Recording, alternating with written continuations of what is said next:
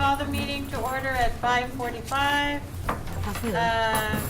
The first item on the agenda is update on Southwest ISD ESSER 3 grant plans. Yes, so this public hearing is to amend the ESSER 3 grant, and I'm going to turn it over to Loretta. She's got a couple of changes. ESSER 3, we're going into our last year. These funds that we got from the federal government, and so we're moving money around. If you remember, we did the compensation plan.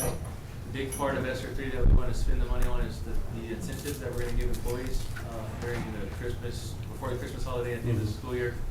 So we're working on cleaning up those budgets into the year, and so she's just going to go briefly through where we're at, and then answer any questions. Okay. Good evening, everyone. As Brandon mentioned, just a very brief update. I was just here in June where we did a lot of the cleanup that he mentioned. However, since then, there's just one other thing we need to amend. So as we get to that, just a reminder that the entire allocation for ESSER 3 was just over 32 million, well, actually almost 33 million, where we are spending a good chunk of it on our learning loss. We have had steering committee meetings, we've had parent meetings, we've had public hearings, and so this hearing is really just to amend one area, and I'm going to scroll down to it right here. It's kind of covered up. It's under targeted interventions. Can I move this out of the way? Just grab it. Okay, so there we go. So when Mr. Kruger was working on the outdoor learning spaces, we wound up going slightly over what we had projected. So he is needing an additional $12,000 to be able to pay our contractors to get all of the elementary areas covered the way we had requested. And so I am asking the board to amend, or we will be asking the board later on to amend the ESSER grant to allow us to amend in this one area. And it will come out of the area of where we're taking all of our retention incentives that Brandon was mentioning. That's it. That's all? That's it. We didn't Okay. amend this so we can pay the invoice. Okay. Do we have any public comments? Anybody sign up, or anybody like to make a comment? No? Okay, thank you. We'll adjourn this meeting at 5:47. Yes? Okay. That was it? Yeah, then we'll start again at. Thank you. Can I call the meeting to order at 6 o'clock? Dr. Ball? Yes, we are ready. Okay. Roger? Sure. Will you please stand?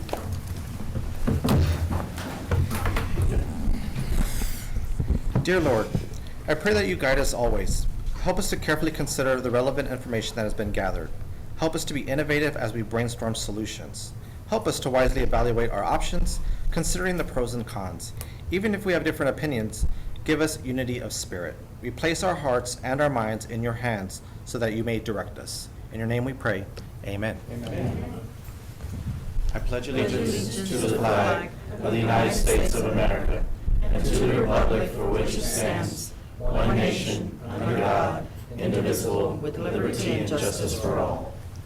Honor the Texas flag. I pledge allegiance to thee, Texas, one state, under God, one and indivisible. Thank you, Roger. Thank you. Okay, let's see. Public comments. Did we have anybody sign up to Yes, speak? ma'am, we do. We have Mr. Casey Homer. You want to come on up, sir? Great. If you could go over there so they can hear you. Mr. Casey. Mike, it's for the recording. Thank you. Casey one. Hello, everyone. Does that work? Yeah. Yes. Well, I won't take up too much of your time, and I appreciate the opportunity to speak to the board. My name is Casey Homer. I was recently elected the mayor of Von Army, and I wanted to come and introduce myself. I know there's a lot of opportunity in our community, and I look forward to working together for the community. Also wanted to give you my phone number, just 210-882-8170. My email is mayor@vonarmytx.gov. Probably read that again if you'd like. 210-882-8170. That's all I got. Thank y'all. Yes, sir. Thank you. Okay, board members, was that the only person, Brandon? Yes. The consent agenda. Do we have any questions or concerns about the consent agenda? If not, I need a motion to approve it. I move. Second. Thank you. We have a first and a second. All those in favor say aye. Aye. Opposed, say no. Thank you.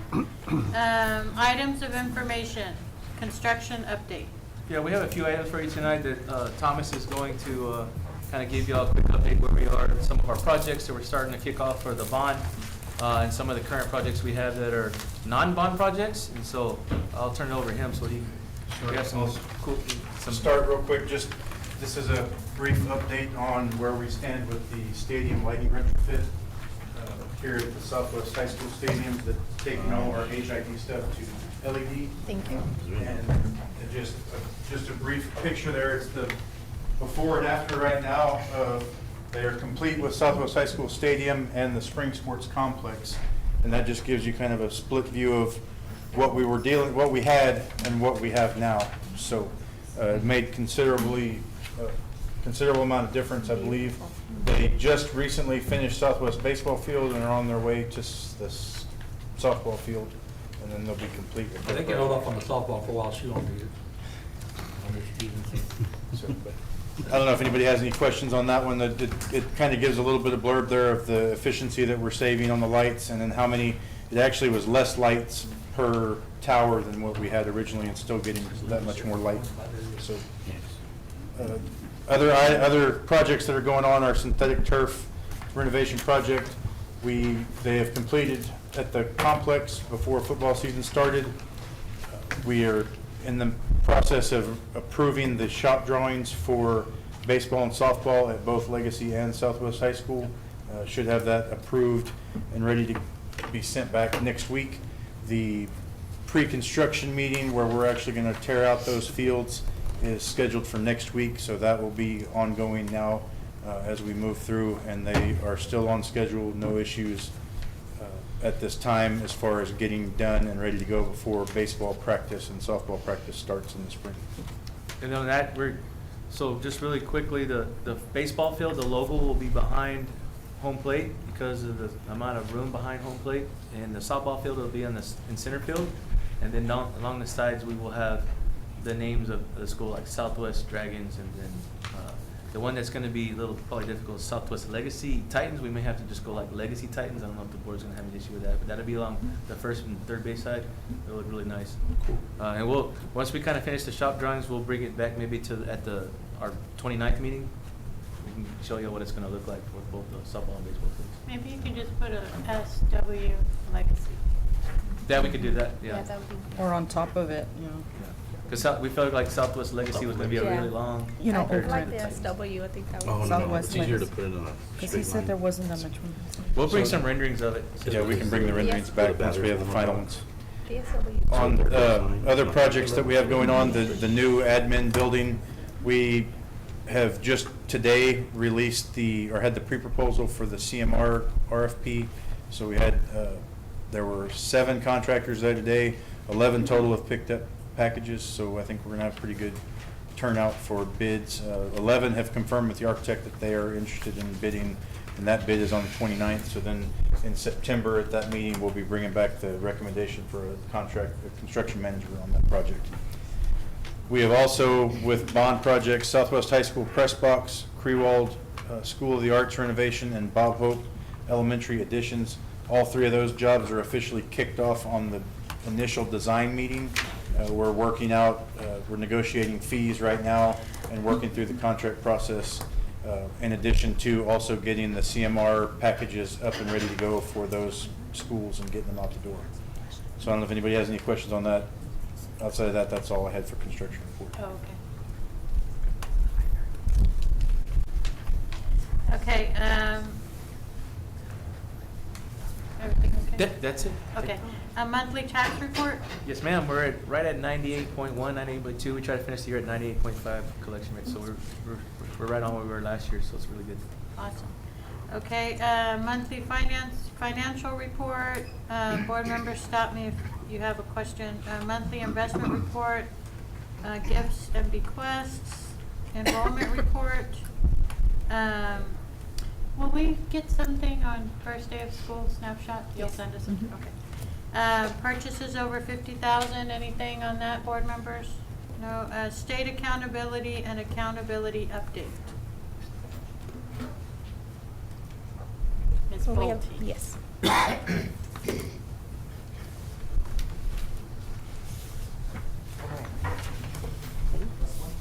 that's one. You have this one. Board members, you should have this at your. Good evening, Madam Vice President, esteemed board members. So I'm here for our third installment on the changes to our accountability system. We've done the why, we've done the how, and today we're going to do the what if. So what is what if? Let me just give you a little overview of that. Because the methodologies have changed so much, we cannot compare 2022 to 2023 ratings. So we're going to have to do something so that we can compare to see, did schools improve, how did they improve? Because of the methodology changes, some campuses are going to improve on their ratings and some are going to decrease on their ratings. It is very possible, depending on the methodology, because of the methodology changes, you could potentially have an A campus that drops down to a B. So we need to have some kind of way to look at this, because if we didn't have a what-if report, we couldn't compare it because it's not apples to apples. What we have is a preliminary version of the what-if report, so it was given to us through TEAL. It is not published on the TEA TexasSchools.gov website because it's preliminary. They are still reviewing the public comments that were given on the proposed accountability manual at TEA, and once they make decisions and the commissioner approves, they're going to reissue the accountability manual with updates, and they will reissue the what-if reports with the final methodology. So what we have is, as of June, what it would have looked like, but once we have our actual ratings, we'll get a new what-if report. So they will put that final what-if report on the TexasSchools.gov website so that it's out there for public viewing, and the public will be able to, if they so choose, to compare the what-if for 2022 to the actual for 2023.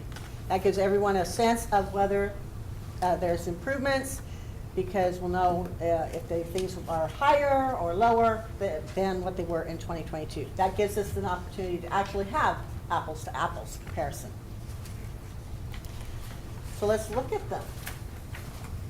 So I've put together a chart for each campus. So you have the actual 2022 score, and then beside it you have the what if, using these exact same data, what would they have gotten with this new methodology. So you can see school by school where there was a change in their overall percentage for each area, either up or down. For elementary and middle school, domain 1 is not going to change because there was no change in methodology. Domain 2A, there was a change in methodology, so you're going to see there's a difference. Domain 2B, for elementary and middle school, there was no change, so you see the numbers the same. And then we're still using the best of either domain 1, domain 2, or 2A or B. And then closing the gaps, the one where we have the most biggest changes in methodology, you can see that there's what that change is, and then what the change to the overall score is. So this is McNair. You can see that their overall score actually went up a small amount. And then you have McAuliffe, and their score, overall score actually went down a small amount. Still in the same kind of range though, still in the 70s. You can see where those changes were. Then we have Scobie. You can see they had a small improvement, still in the same range for their score, overall score. You can see what areas they had to change and where the most change was. Resnick, you can see their overall still in the same range, but it did decrease a small amount. Southwest Elementary, again in the same range, small decrease, but still in the same range.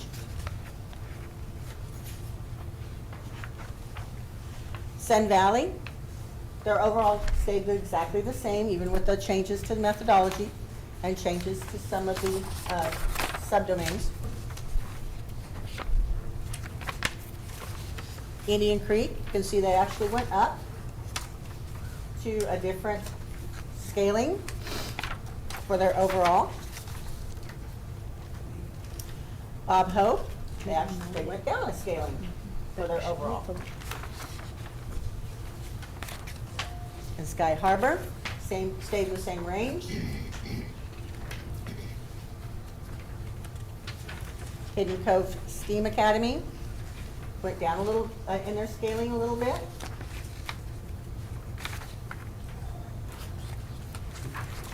Big Country stayed the same on their overall.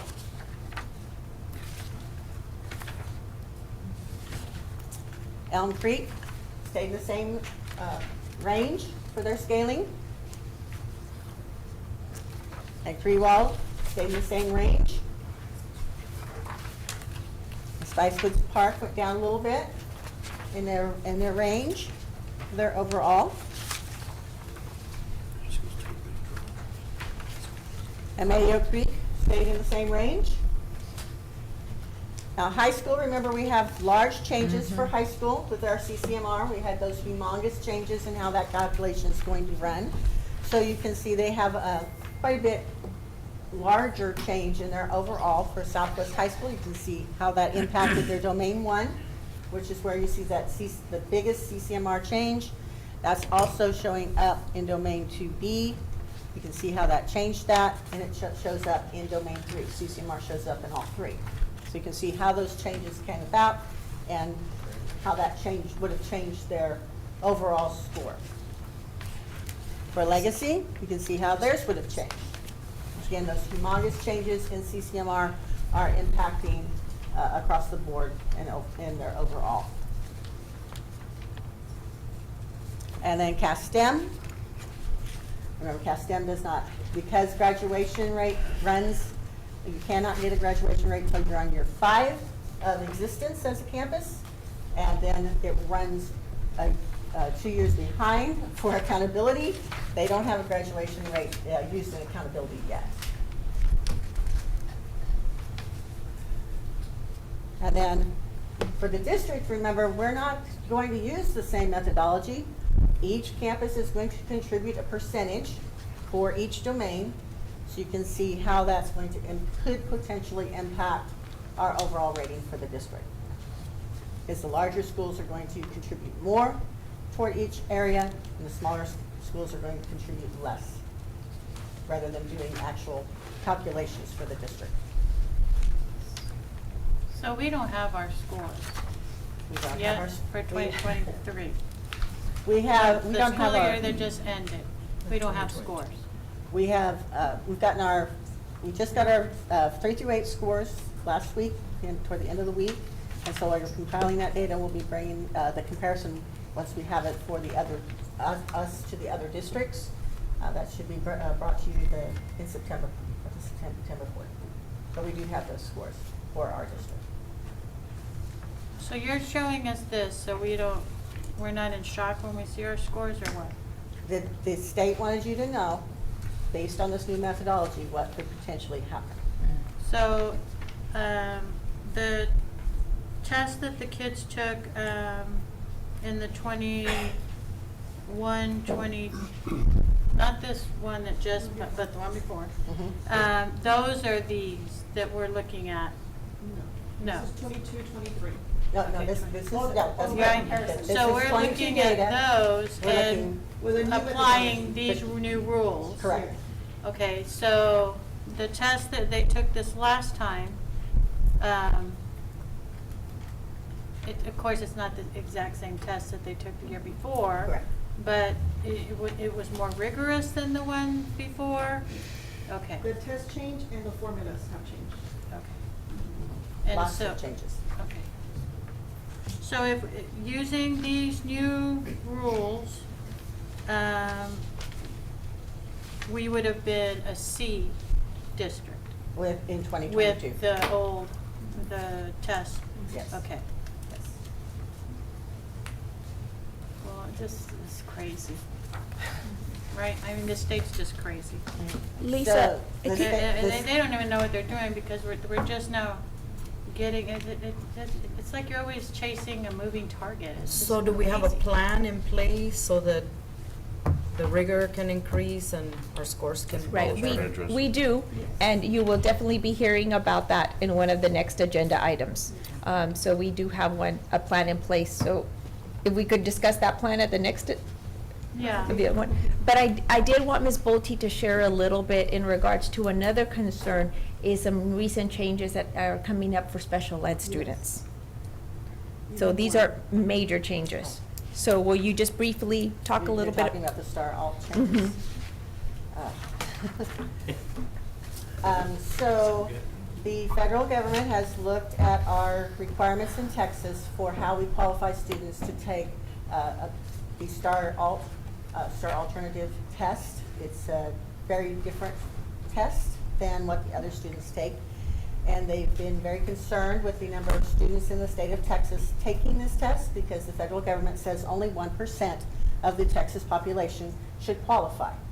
So they have looked at our requirements for determining if a student qualifies, and they've asked us to revise, the state to revise them. That was just released this last week. They are it's going to be incredibly harder for a student to qualify for Star Alt, because instead of 5 general questions that we had to look at how their IEP and PLAF were written to see if they qualified, and ARD determined that, the ARD committee will now have to answer, there's a series of A and B, column 1 and column 2, different activities that a student can do, or is how they're being taught or accommodated. And the ARD will have to pick either column 1 or column 2 for each of those. And if even one item in column 1 is chosen, the child does not qualify for Star Alt anymore. Who decided that? The federal government told the state of Texas, you must fix this.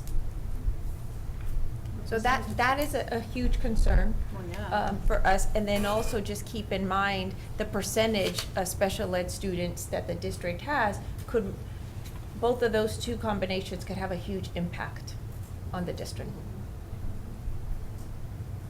And this test will be done with every special education student regardless of what disability they have? So only the students that qualify for Star Alt will still be allowed Oh. to take Star Alt. ARD will determine if they qualify or not. The Says meaning all qualification ARDs have has to be gotten a redone. lot harder. So, yeah, All the so ARDs will be Daniel said redone. all the ARDs we have to have like, well, we have ARDs anyway, Yeah, right? we- every We year. have to certify But, every year anyway. But this will be discussed and For sure. And how much longer, time-wise, like what's the average time for an ARD right now? They can, life skills and Aubrey's here, they Okay. can range between an hour to an hour and a half. 'Cause that And might take so a- now the test is much longer, the evaluation steps to see if they're, are we gonna have a bunch of kids that we're having to take out of special ed or Not just about the out of alt, special ed. testing? What's gonna happen is you're potentially gonna have students who are attending class in a life skills classroom that are not gonna meet the criteria for Just Star take the regular Alt. test. They have For to the take ac- the regular STAR That's test. correct. For children that unfortunately potentially have always taken the Star Alt based on the new criteria that we read this past week. I can think of quite a few kids that I would say would not qualify that currently and have been in a life skill setting throughout all of their schooling. And is that because the federal government thinks that we're going overboard Yes. on, oh, okay. Yes. Overrepresentation in special ed, their goal is 1%. Even Right. though Yeah, the population studies show that, determines a lot. especially with autism, that's just getting higher and higher and higher, Yes. all of these, but we're supposed to lower our special ed numbers. and I think all the And numbers is are our getting. federal funding tied to that? Is state funding tied to this? The rating, the A through F rating? No, not the It's rating. Yeah, federal. I think all the school districts in Texas should just revolt and say, we're not even gonna care about this. We will look What percentage of students do we have that would affect, Oh. So currently, we are testing between 2 and 3% of our population with a STAR Alt test. Oh, my goodness. 2 and 3%, and now we have to get it down to 1? 1%. The goal is, that's the goal. This doesn't impact how they're taught, what setting they're taught in. This only impacts which tests they're going to It's have going to to be a mess take. for all the districts. And if the board would like, at the September meeting or even the August meeting, we could bring some more, information. I just wanted to give everybody just a little glimpse that, Oh, thanks. that this was changing and could impact us. Because what is our current special ed overall population for our district? 19.4%. And that is a population that's not shrinking. Oh, yeah, I know, it's just getting bigger. Okay, well, So, but any questions in regards to this information for Lisa? No. well, Thank you, I Lisa. just think that, I know Flo brought up, what are we gonna do to increase the rigor of, I just really think our teachers, they just already do a good job, and the state just keeps moving the carrot, and then now we have that thing about the special, like if you do really well and you get, TIA? what is TIA that allotment. thing? Yeah, it's just like, I just think we just need to have a, So the pressure is definitely there on our teachers. yeah, but I just don't want that, I mean, I know it's sort of a reflection of what we do here, but it's not really, it's just dumb. To tell our teachers, we don't even know the makeup of that they have in their class, and they're just doing their best to get these kids educated, and then, one teacher has all these high performing kids, you know what I mean? It's just not, I don't want our teachers, and I don't think as a board we want our staff to think, y'all better fix this. You know what I mean? I think y'all are doing a great job, and we just keep plugging along, and I think the more we educate our community on really what a mess the state gives us to work with, when they can't even give it to us when we're supposed to have it anyway. They can't even figure it out themselves, and then they throw it at you and say, hey, you made an F. Well, we So, appreciate your support. This did come straight to our superintendents through the commissioner back in June. And so we do have slides, PowerPoints, presentations, and so we felt like this would be for you, just for us to kind of just piece it together and check into and have this conversation, because there is definitely more changes. yeah, There's changes for bilingual, changes for special ed, that they're just now being announced. Yeah. Special ed was just announced last week, bilingual was just announced last week also. Right. Where now our home language surveys have changed, so all these changes are happening. And so all this does impact domain 1, domain Yeah. 2, and domain 3. And then we which should is do all these going changes on. this school year, right? Yes. yeah, and then really the mental, School starts tomorrow, those emotional, changes. social well-being of our kids, if we take care of that, then this is, then they're gonna be ready to learn, but we just can't concentrate on. Not to mention all of the work that they're piling up. However, the funding doesn't seem to be going up, and that just so irritable. Okay, well, thank you, Lisa. Thank you. Thank you. Lisa. Thank you, Albie. Deep breath. Item I, first read of CASB Board Policy Update 121.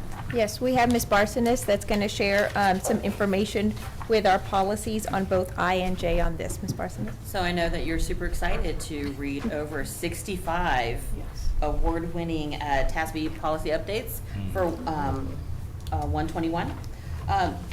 Basically, the way that our committee works is that we send this out to everybody to make sure that we are falling within practice in our district for anything that goes through legal. So when you see something that is a legal policy, we know that that's changed throughout the state and that we adhere to that. We make sure our practices adhere to that. If it's a local policy, then we make sure that our local policy and practices fall in that line. So we have many different people throughout the divisions that work on these policies. Instead of reading off all 65 like we used to do, what we do is we're going to send them to you in advance, so you'll have them here. In the next booklet, you'll have what's crossed out, what's added, and all of those structures. Basically, 121 had everything from bullying policies, making sure we add that to site-based management and policy. Safety and security was big, that came through the legislature, so everything changed for that. Facilities, construction, how you do bids and requests of that nature.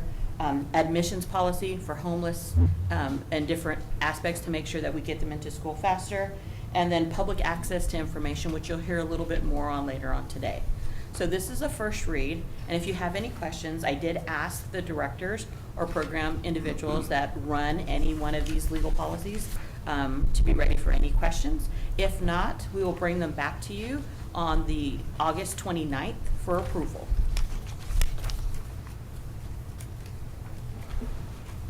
Thank You you. want us to ask you now if we have questions? You can.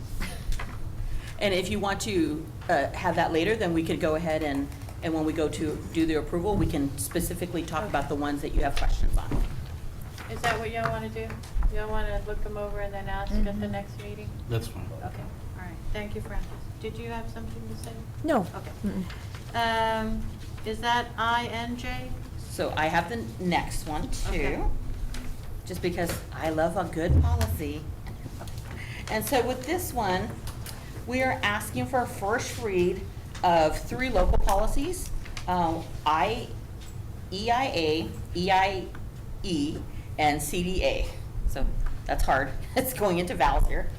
And so I gave you a brief rundown, background of what they are. Basically, when we were able to change our calendar for this school year, we went ahead and our local policies did not match up to what our calendars had stated. So when we changed our calendars, we need to go ahead and make those changes. So in the EIA policy, we needed to make sure that the grading period that used to say elementaries had report cards every 6 weeks went to 9 weeks, because that's what the report card was now on the calendar. For EIE, sorry, that one should be EIE on the second line, that's retention and promotion. In our local policy, it said that first and second graders had the opportunity to get letter grades instead of numeric grade, and they're all going to numeric grades. Parents are understanding numeric systems, and we're changing that to a numeric grading system, and we wanted to make sure that that was indicated there. And then CDA, I'm gonna let Brandon take over that one. CDA is, so every year we look at our investment policy, board policy, and what governs what me and Scott do with our funds that are sitting in banks. And so we like to invest in non-risky investments. And so there's a couple of changes on the maturity. Since we're gonna be receiving a lot of funds from our bond, instead of having those in the bank, we'll probably spread those out to gain some interest. So we're making some changes, really specifically to commercial paper, which is allowable, moving us from only having an investment for 270 days to 365 days. Just gives us a little more time, because we'll probably have these bond funds for about 3-4 years, and we like to invest them so that we can gain interest. And so really it's just changing that part. I know that we're bringing the investment policy here later on, and then we'll bring this back so we can make the specific changes to board policy that it matches our investment strategies. Okay. And so we'll be bringing these back on the 29th for the approval of those changes for those local policies specifically. The 29th of August? Yes, we have a meeting for the budget and tax rate. So we're gonna include this in there? Yeah, we can. Okay. So if y'all have any questions, you need to be ready. Okay. Changes to the 2023-24 student and parent handbook and code of conduct. Yes, we have Mr. Ramirez that's going to be presenting on this information. He's been working on our handbook and the student code of conduct. Good evening, board members, Dr. Ball, senior leaders. So there are several changes that we've actually included in this year's student handbook, and a couple of those changes are actually part of the student code of conduct as well, and are the result of legislative updates that recently occurred. We do have the students, juniors and seniors, who are actually going to be allowed to be absent for 2 days to pursue to visit, a professional in an individual's workplace to determine their interest in pursuing that particular individual's career. So they'll be allowed to take 2 days to actually do that. So that's been included in the handbook under the attendance section. We also removed a statement in the handbook indicating that progress reports and report cards would be mailed. We are now encouraging parents to access students' report cards and progress reports through the parent self-serve system in our student information system. So that's been included in the handbook this year also. There was a section that was added also regarding the regarding visitors to school events, functions, and things like that, that encourages attendance at those events, but also states that individuals engaging in certain types of behavior would result in, and that behavior could include things like profanity, harassment of other individuals, making inappropriate gestures or threatening comments, that would, or creating just a disruption in general, would result in an individual's immediate ejection from that particular event. This actually, and I included part of this on the second page as well, because this was actually part of an update as well. I can't remember if it was a legislative House bill or Senate bill, but basically what it does is it actually specifies behavior specifically towards referees, judges, and other officials of extracurricular activities. So they're definitely wanting to make sure that those individuals are also protected during events and things like that, and aren't subject to some of the behaviors that we know have been brought up as concerns before. So that's been added to the handbook also. We did add a section encouraging students to really take advantage of the free breakfast that our districts, our campuses provide our students. One of the things that we want to emphasize is that students don't have to leave campus to go get breakfast before school starts. They don't have to worry about providing breakfast for themselves, or then it turning into a run for breakfast for other people. And so we're really wanting to encourage them to stay on campus, make use of the breakfast that's provided there at the school. So wording has been added to the handbook to encourage that right there. Are you saying, what time does the high school start? What time did their bell ring, their instructional bell?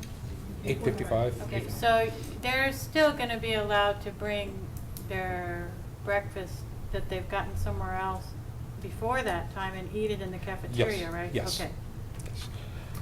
And so we did add a section also. Could I Oh, provide I'm sorry. clarification for that? Yes, they are, but what the principals have shared with us is that many times they come like right before the bell's going to ring and then want to be late to class. Right. So they can bring it with them, but they have to have ample time to eat it. Right. If not, then they won't be able to eat Yeah, it. no, I agree with that. The other big thing that they're doing is they're not bringing food for themselves. They're bringing food for groups of kids. Right. And they may not know their allergies of those kids. They may not know the diabetic status of a child. And so putting food in front of somebody that's parents does not know what they're eating causes problems later for us, especially in younger kids, because people like to bring groups of food. Older kids, they bring all sorts of things in cups, and we're just trying to make sure that we monitor some of that to help the schools out. But our most important thing is get kids into class on time. Right. And if they're saying, well, I had to stop to get some food, we'll take care of you. We will always make sure there's a meal for every child that comes in that door for breakfast and Right, lunch. but just for clarification, they can still bring their tacos to school that they get at Chuma's or Yes. Escanita, Mhm. as long as they're, they, Eat them in the cafeteria, Right, eat it, okay. and they can go. all right. So does that mean that if they're late, they're gonna have to throw it out, or I just want to clarify? it says No, they dispose. won't tell them that, okay. Yeah, it says dispose Well, of. They does say that? It says, will need to be disposed of upon entering the building after the first instructional bell rings. So they're not going to be allowed into their instructional setting, but we will have a place for them. If they're late, okay. Well, then what have we accomplished with this new rule, if we're still gonna let them? Right, they can, what we agreed at the principals meeting is that if they're coming in, like, let's say, right when the bell rings and they have their taco, they will not be able to stop Right. somewhere and So, eat it. But the way y'all said it, you said you're gonna provide them a place, you said, I wanted them to clarify, if they're late and they bring their food, are they gonna have to toss it? that, yeah, Yeah. so They they can are save- gonna have to talk. Yeah, they could save it for lunch or Right. put it in their backpack, but they will not be late to class. They have to then go on to class. And they won't be allowed to eat it in class either, right? Is that what you- No, they can't. So that's gonna be a culture change. Okay, just so we understand and the kids know that. Right, and that's why we wanted to make sure we have it out. And we know that there's going to be a time of learning for that is a shift. But we're going to make sure that we hold, we want to make sure kids aren't leaving also. Some kids arrive and then they try to leave to Oh, go yeah. somewhere to get food. And we're just trying to prevent some of that. Maybe we need to provide breakfast tacos for breakfast at the high school. Winston. I was like, he's They here. need to provide breakfast that they will eat. Official attendance reporting times have also been updated in the handbook. That would be 10 a.m. for elementaries and middle schools, and then 11 a.m. for our high schools. The district parent and family engagement policy has also been added to the student and parent handbook as well. The one, I think, interesting change and important change is a change in the student code of conduct, and involves House Bill 114, and that involves students who are found to be in possession of or using or selling or delivering to another person e-cigarettes. So now e-cigarettes are no longer discretionary offenses. As of September 1st, they are mandatory offenses. And so one way, and I know that a concern came up regarding the number of students that may wind up going to hearings for possession of e-cigarettes. So one of the things that also came about as a result of that was the conditions by which students will be removed from DAEP to do some of their days that they are assigned to DAEP back at the campus in ISS. So House Bill 114 allows for students who are placed at DAEP to actually be removed from DAEP if we've reached capacity. Okay, so there's an emphasis on, and there's going to be, we're going to stress and focus on those students who have offenses involving marijuana, vape, alcohol, abusable chemicals, and violent conduct. Those are going to be the ones that we pretty much say, hey, you know what, these need to be placed at DAEP for a period of time. And so if you have students that are DAEP who have offenses that don't rise to this level, then there's the ability for us to move them to campus to finish their days at DAEP in ISS. So it'll still be a DAEP placement, but it's done in ISS back at the home campus for whatever remaining days they have based on their placement. So are we gonna hire ISS people? Yes, ma'am. Can you repeat that? Are we hiring people to do the ISS Oh, yes. observation? And then how big of a problem is vaping? Vaping is a Huge. national epidemic at this Yeah. point, and I don't think I've been at any school district where we haven't had that conversation as AHR and people that do the hearing office. Luckily for us, we have a partner now, Rise in Recovery, so we're trying a different method. Sending a child to DAEP does not prevent them from wanting a vape, but maybe having some education and actually having some counseling in that is what we're gonna head toward. So we actually have that in our new Southwest Care Center. So they have a room, and so they can do group meetings. So if we have a kid, if we have a student who's at DAEP, we put that center right next to it so they can do groups right there on site during their days. Going back to that same one, if space becomes available at DAEP, then they're able to move them back to DAEP if that's needed. The next section, just emphasizes the referees, judges, and other officials who we said earlier there was concern about them being subjected to certain types of behaviors. That's on that page. External funding, we talked about parental involvement policy, that's been added. In the area of assessment, credit by exam dates, SAT, ACT dates have been updated also, and that information is in the handbook as well, including information regarding star rating in math and information regarding failure to perform satisfactorily on an end-of-course exam. NTSS and RTI included some, updated some language that regarding the definition of interventions, and bilingual department actually made a change in the handbook to emphasize the use of, instead of English learners, to emergent bilingual. And so other departments did not have any changes that were made to the handbook for the student code of conduct. I have one question, if we can go back to the first page, the second part, for the progress reports. Is there still available, parents, are they still available to request paper products because if they don't have Yes. access for it at home? Yes. Absolutely. Okay, I just want to make sure they're understanding that they still have that option. Anything that we have, even our handbooks that we have electronically, any parent can request that in paper, and we provide that as a district. Okay. Thank you. Are we gonna send something home that says, look for your child's report card? You know, so they know it's there? So I know that there's 2 or 3 different types of events that are happening depending on the campus. I know that, for example, the T-Pals have volunteered to go out at Meet the Teacher and help parents set up their access to make sure that they can see it, because you can set alarms and alerts like if they have a missing assignment. So we have people trained to go out to see how many people we can get onto the system, to check for attendance and grades, everything of that nature. So I'm thinking more along the lines of when it's time to get your report card, like something from the teachers that say you can go on the portal and here's your report card, you know, so they're reminded to. we will make it's sure that time of year yes, to we get will their make sure we report send it out, since everybody's report cards at the same time. It'll be a lot easier, and we'll put it out, and we'll probably get Jenny to do a little blast for us too, because Okay. that's really important to the parents. Yeah. Okay. School Health Advisory Council, annual report.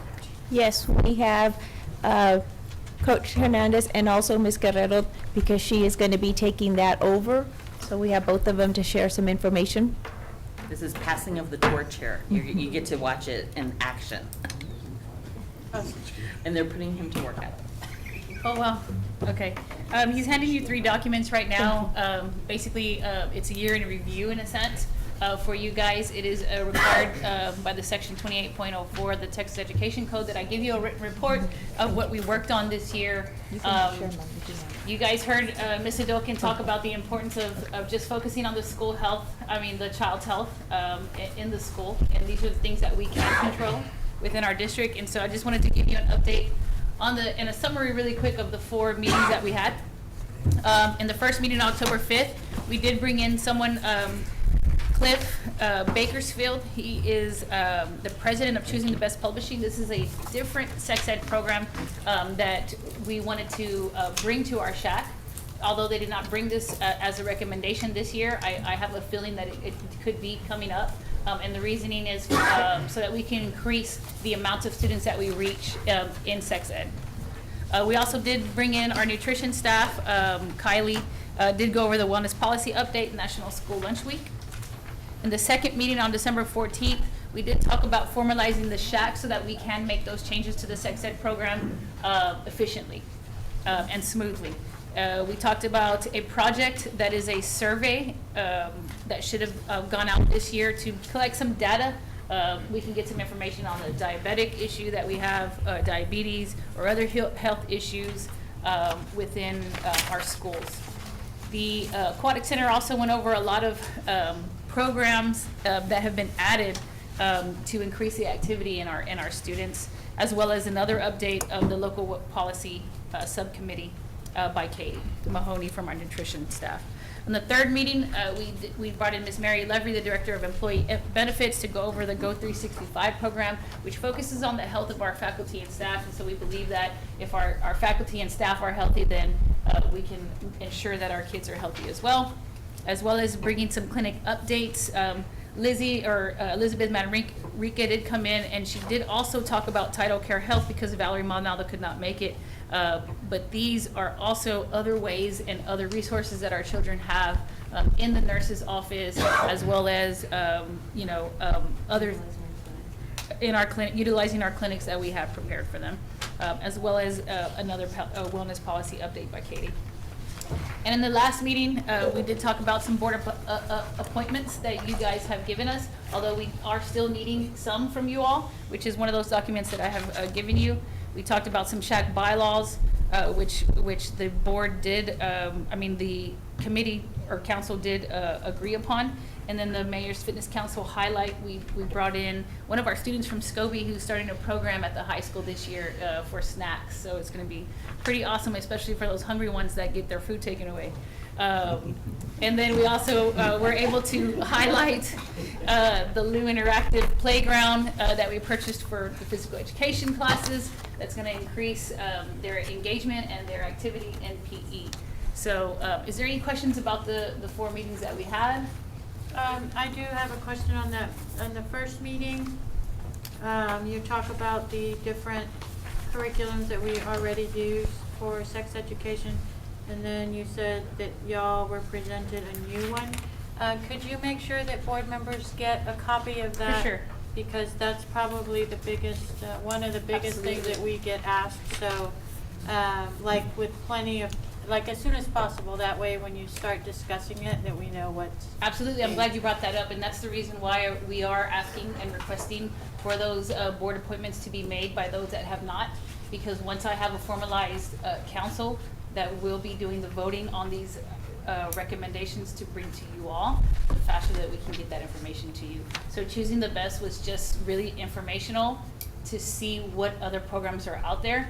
I did go over all the programs that we have currently, and if you look at that front page, it's like in a brown and like khaki writing. It does show what we did this year. We improved the number of students reached by 159%. Now, that number sounds like, what were you guys doing in the years before? But remember, we were coming off of COVID. We were coming off of, and in 2022, that was our first year of actually being in person. So a lot of the teachers were still kind of nervous about it, maybe didn't submit their data, is what I believe that the reason why we jumped so high in this year in 2023 is because we were able to grab a hold of the teachers and make sure that they submitted that data that we needed. I do have a vision of increasing the amount of students that we can teach sex ed to, because I feel like it's a need. And you can see that maybe the attendance doesn't look great because it's in the 80s and the high 80s, but remember, this does not mean that these children did not attend school. This might mean that they didn't attend that particular sex ed class because maybe they were pulled for athletics or they were pulled for other reasons. So I hope you don't think that that's a reflection of our actual attendance, but it is believed to be great because the more attendance that we have in those sex ed classes, the more information they're getting on that subject, which means they're going to make better behaviors, better decisions later down the road. So thank you for asking about that. Any other questions? So, Just to Ms. clarify, Guerrero- wait, I oh. wasn't quite finished. I know we're gonna have a couple of, like, are you on that, Daniel? You on the shack? I am. Are you on? Okay, so I know they'll see that, choosing the best curriculum, but I would like all of us to have it.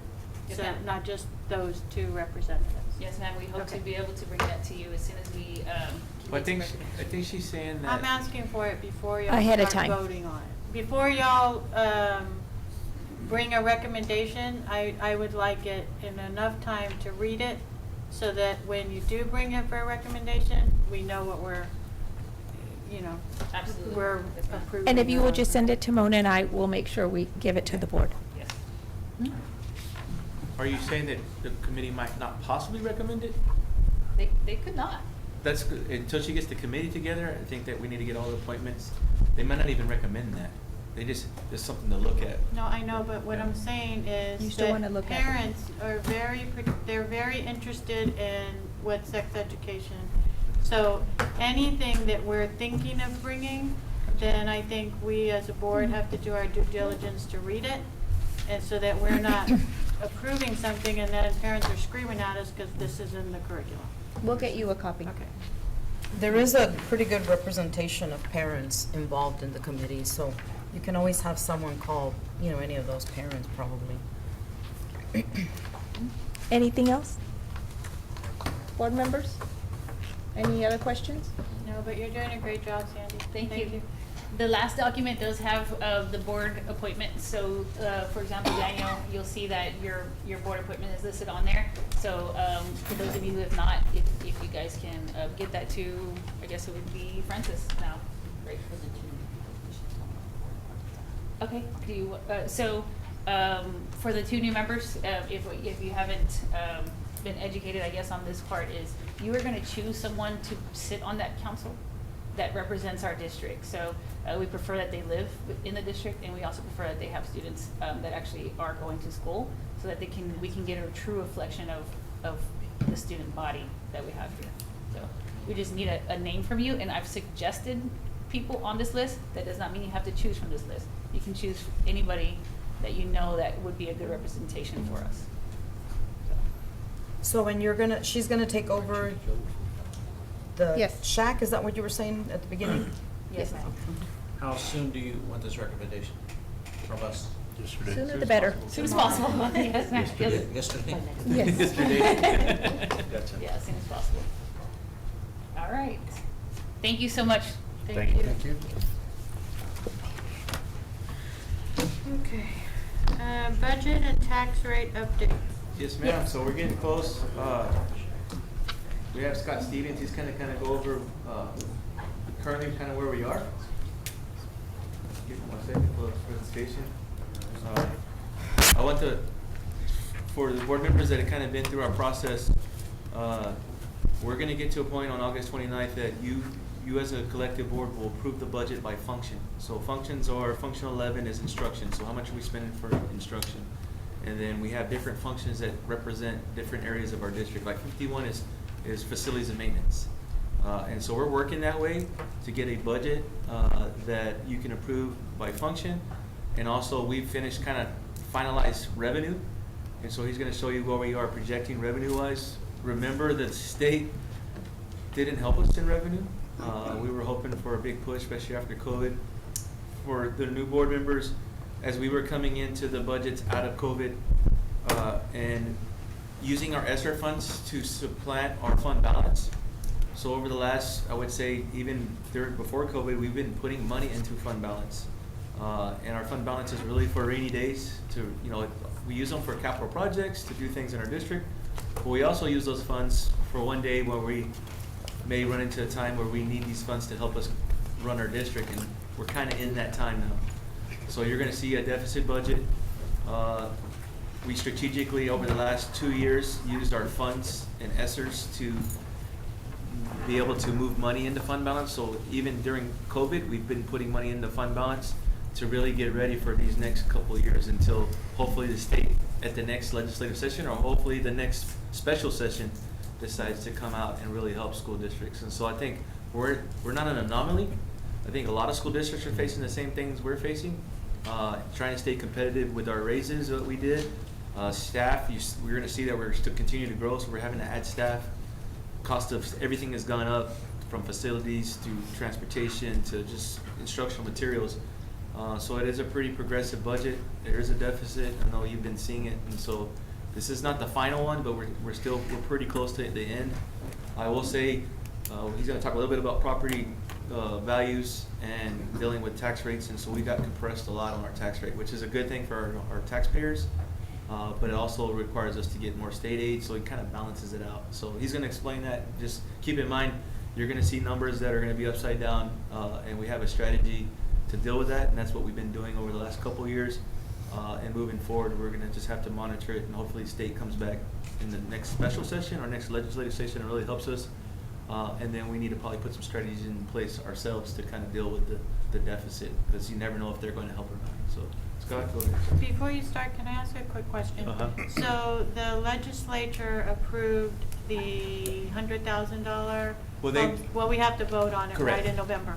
So I can't imagine that.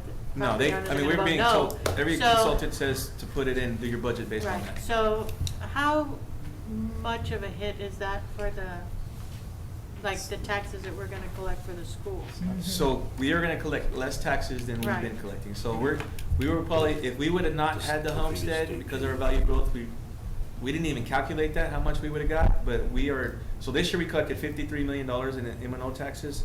We're gonna collect $47 million next year. Based on the 100,000 homestead. On the 100,000. And then we actually are getting compressed too, so our tax rate has gone down almost 16 cents. So our tax rate was like $1.33 overall, something like that. It's down to $1.16 you're gonna see today. And do you think the state's gonna make up that? Did They they say they are? They are. I don't know the verbiage in Yeah, that. they are. That's part of their mindset, that they are giving us more revenue. Okay. Because they're giving it basically back to the taxpayers. To the taxpayers. So we're not losing funds. They're holding us harmless. They're giving us more revenue. We're getting more state aid, but not in a flux to help us deal with our deficits, but to replace our taxes. Okay. All right. So I pretty much went over everything Scott was going to go over. Sorry, Scott. It was 17.5 cents. Yeah, thank you. Yeah. Anyways, good evening, everybody. And that concludes the budget update.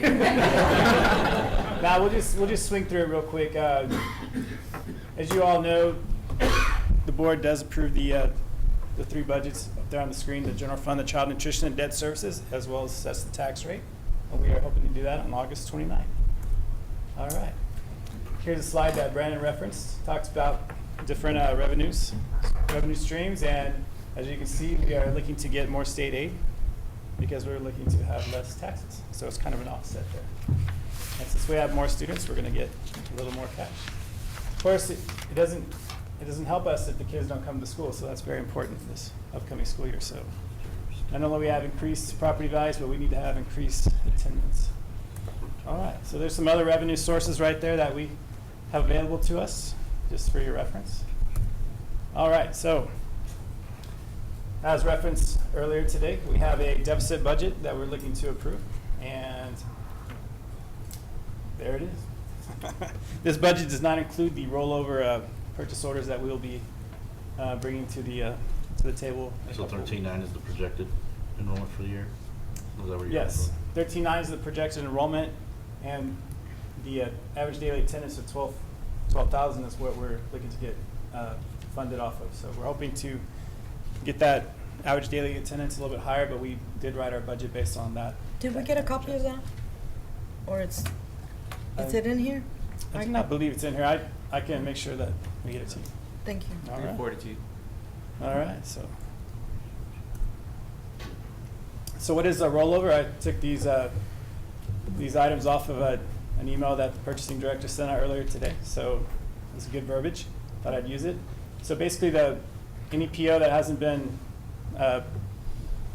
been used by the time we close, we will close the PO and we'll bring it back in the next year, and then we will add the funds from the previous year to help pay for that. So it doesn't really, it's kind of an offset. So just wanted to bring it out there, let you know that we'll have a little bit extra in our budget that we weren't expecting.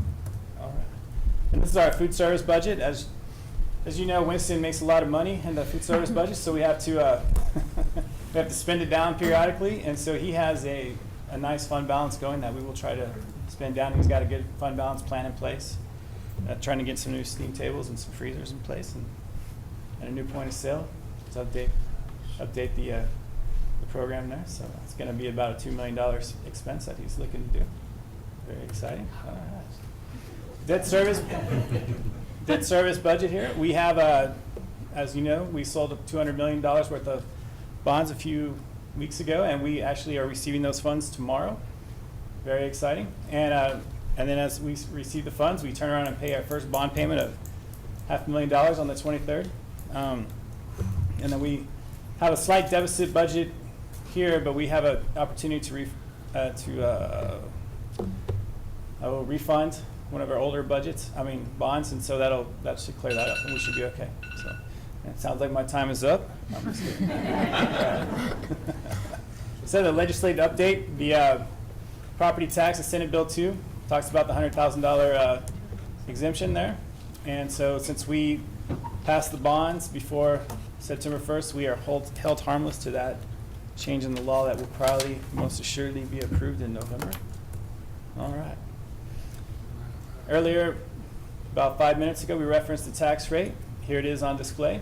We are looking at a 72-cent maintenance and operation rate and a almost 44-cent INS rate, giving us $1.16, which is significantly lower than the previous years, as you can see on the right, about 17.5 cents. All right. This is a firsthand, preview. Here's a preview of what's coming to the newspaper on 17th. This is what we print every year to show how the tax rate is affected and different property values, and this will be in the newspaper, so be on the lookout for it. Okay, real quick, Scott, yep. Go back to that one? Sure. So if you look at how it impacted taxes, so this is based on a $100,000 home, or actually the value of the home. So our average home last year was $198,000 across the district. It went up to $224,000 because of appraisals, right? And then if you look how the breakdown is, because of the $100,000 homestead, the last year taxpayer had to pay off a $127,000 home because of the homestead. The new person's, it's going to be 88, so it's going to be like, because of the different things and the values with the 65 and over, it's going to be paying a lot less taxes. So you can see almost a $600 decrease to $700 decrease in your taxes based on that. So it's a pretty big, significant, based on our INS rate being a lot lower, our tax rate being a lot lower, and the homestead being at $100,000.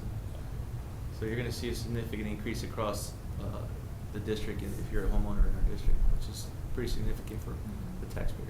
Sorry. go ahead. No, you're good. We feel confident that with the whole being held harmless, that we'll be able to make our bond payments with the lower tax. That was the state helped us on the M&O side. They're gonna give us state aid that a lot of districts were worried about the INS side is where we pay our debt payment. But they've come out and said that they're gonna hold harmless, which means they're gonna protect us. So if we're gonna collect less taxes on that side to pay our debt, they're gonna make up the difference. And so, for how long, who knows, but hopefully, as you know, we just borrowed $200 million and added to our portfolio, we're gonna have some significant mortgage payments over the next 15 to 20 years. And, you know, having that INS tax rate at the right area where we can raise enough funds. So if you remember back when we were going out for bond, we were saying, we're raising it 1 penny, you can see, I wish we had this data back then, because we actually could have said, well, we're gonna drop your tax rate by 16 pennies, please vote for our bond, but we weren't able to do that. All right. All right, so the budget timeline is looking good. We got the compensation plan approved in June. Got our certified values in July. We've been having budget workshops, and now we're in the home stretch. We're getting ready to, in a couple of weeks, approve the budget and hopefully set the tax rate. So, very good. So here's our important deadlines here. We are required to publish in the newspaper, and we will be doing that on the 17th, and then ready to go on the 29th. So, What time on the 29th are we? 5:30 public hearing. 5:30. all right. So any further questions? Thank you, Scott. All right, thank you. CASTEM update. So we've been continuing to meet on a regular basis, really excited about the progress that we're making. Jackie's going to share some information. We were there just yesterday with the teachers and the staff from CAST, and we were able to, myself, then also the president from PAC, and then also Gene Russell share information. So we're moving along with this, and I know that Jackie's going to share the timeline and some of the highlights of the things that we're doing to make our transition over there.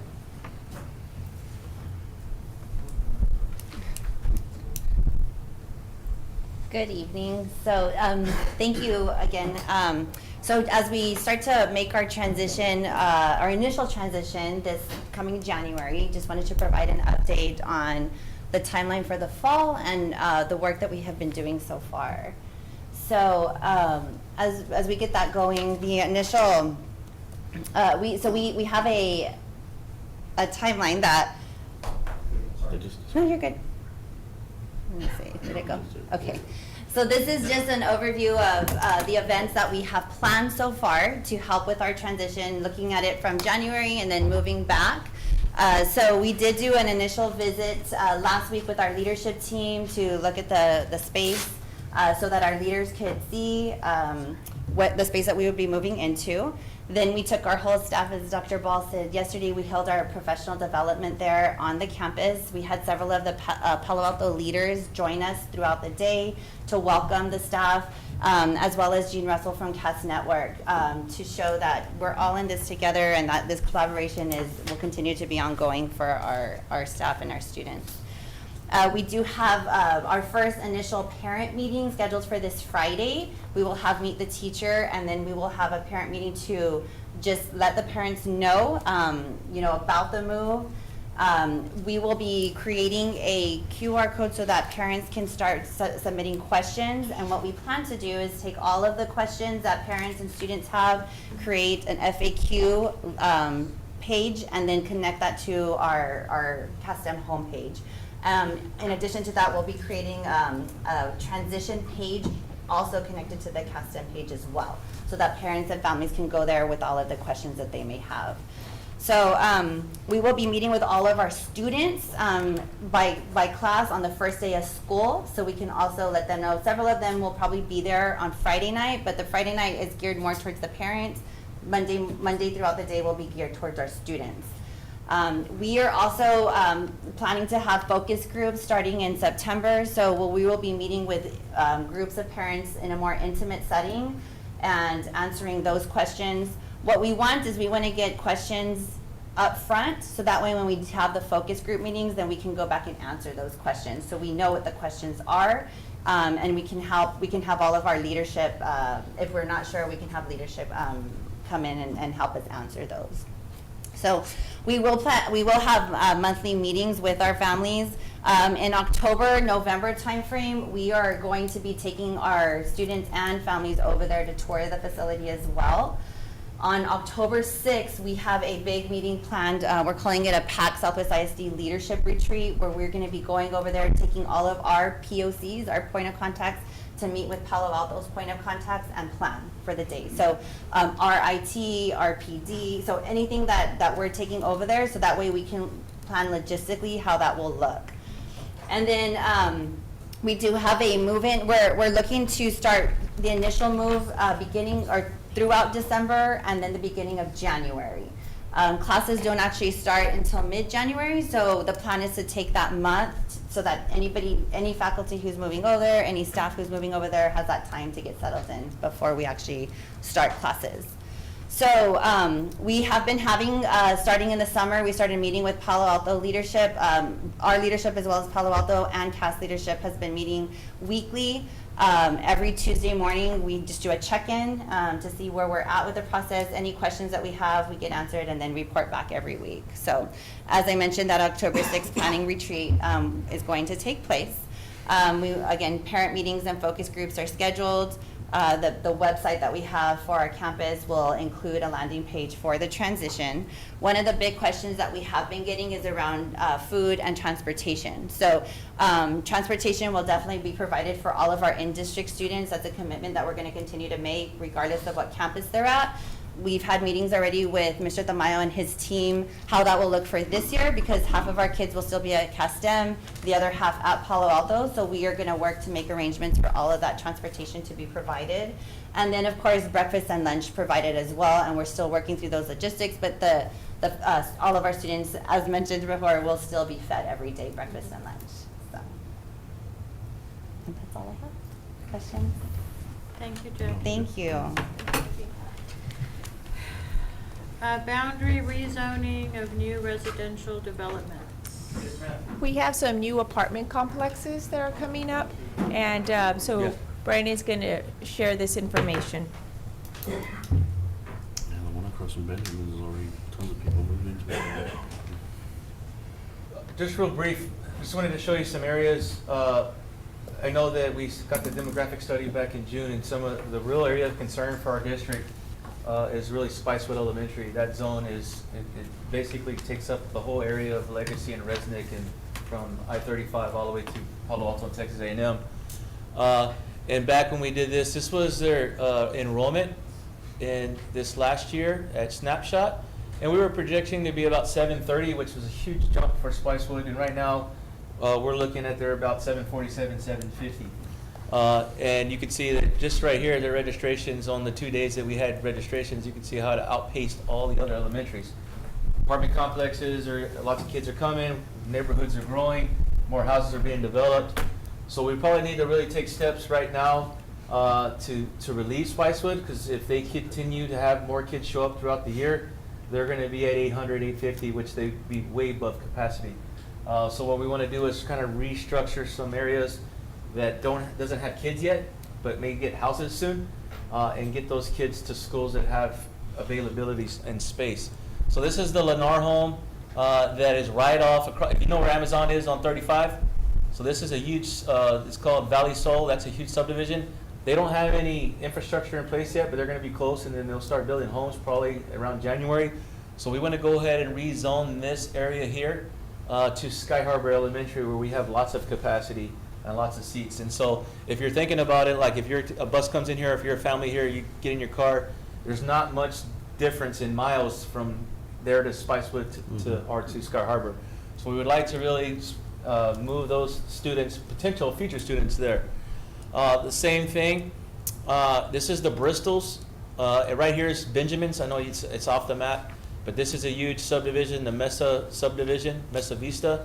They're starting to build some homes that are going to come online for this year. And this couple units just opened this summer. And so these kids now, we want to move them now before we get a bunch of kids and a bunch of families there and have to move them all at once 1 year. So we would like to go ahead and zone all of this also to Sky Harbor. So this is your Valley Sol right here. And so really these subdivisions are next to each other. It just doesn't show. So this is the subdivision I just showed you, and this subdivision and these apartment complex. And so all this would be going to Spicewood. So if this all came online and this apartment complex fills up over the next couple of months, you can see how Spicewood would have lots of students. So we want to take all these students potentially that are going to be coming and move those to Sky Harbor. We are not moving these kids here. These kids are Spicewood, but as we get into next year, we're going to be working with our growth and planning and those areas that do have kids that have already been going to school. There's going to have some tough conversations because we're still going to have to go back and probably move these students as well later. So right now, because we didn't go through that process, we're leaving any kids that actually are living in those neighborhoods alone and letting them go to Spicewood for now. Also in the Bob Hope Elementary area, this is Vita, right in front of Texas A&M. Lots of homes going in here. We have a future apartment complex. I know when we visited this last year, this didn't exist yet, but this is about to be a huge apartment complex. And so we want to move this area too out of the Spicewood zone into Bob Hope. Part of our renovation project in addition is to expand Bob Hope, so in the future they'll be able to take on most of this neighborhood. And then also the Applewhite Meadows. The Applewhite Meadows subdivision, right now there's not a lot of students there yet, but there's potential to have lots of students. So those two subdivisions, as they keep growing, we're taking those kids and moving those to Bob Hope. And so that's kind of helping. They're going to help relieve Spicewood for a very short temporary time, and also kind of help deal with getting people ready for the future as we go out and we change boundaries. And so just wanted to share that with you, and then on the agenda we're going to have you all approve that. Any questions? Brandon, when we went to visit the area, those first two that you showed in the other slide, they were not there, or were they? This one wasn't yet. This one was they were just barely getting in there. This one had started. So this one's kind of. I know the apartments were already being built. That was already kicking off. That was our main, main goal is to get the unit open in the apartment complex, and then get ready on the houses. Because that's what they usually do. They usually put the apartment complexes up first, and then jump to the houses. And my question is, how soon are you guys learning about these developments? As soon as, or once they start? We get them from the city. So any of them that go through the city, like zoning, me and Thomas get those. And so as soon as we get those, we send those to Brent, our demographer, and he starts getting us information. He starts calling around and saying how many units are going to be there, what do they think the timeline is, and then we try to meet with the developer and find out what's going on. And a lot of them will say, hey, yeah, this is coming in a year, but then we've noticed since the housing market has slowed, it's been a little slower, but it's not slowing down. They still anticipate moving forward with all these developments. So it's really kind of like, we get them because we get them from the cities. Anyone that's plotted in the city, the zoning. So you're pretty much learning right away. Right. Well, as soon as we get it from the city, because they ask us, hey, do y'all have any problems with these? Okay. We start to get information. Thank so you. that we can be ready.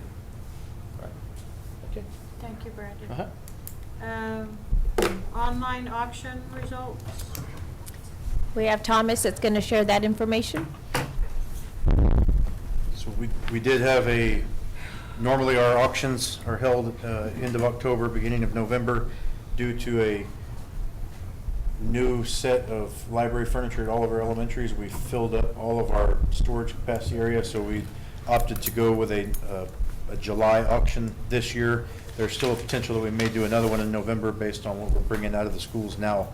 So the district online auction took place July 14th through July 25th. It grossed $42,467 and netted $33,973.60 once Lemons Auctioneers took their fee from that. Consisted of 133 lots, so as we grossed $33,973.60. And we are currently, because we were doing that auction, we were not able to pick up anything from any of the campuses now. So in these next 3 days, we're going to be really scrambling to get old technology and things out of those buildings because we're kind of waiting for the clear out. So we will get to that hopefully this week. Thank you, Thomas. Okay, item 6, consider nominating a delegate and alternate to the Texas Association of School Boards 2023 Delegate Assembly. So last year, Flo, you served as the delegate and Mr. Bernal was the alternate. So we have to vote on that again. Flo has expressed interest in being the delegate, and then Mr. Diaz is willing to be the alternate. So we need a motion to that effect. I'd like to nominate Florinda Bernal as our primary and Joe Diaz as our alternate delegate to the 2023 TASB Delegate Assembly. Okay. Second. Second, we have a first and a second. All those in favor say, do y'all agree? Yes. All those in favor say aye. Aye. Opposed, no. Thank you. And then we have another TASB.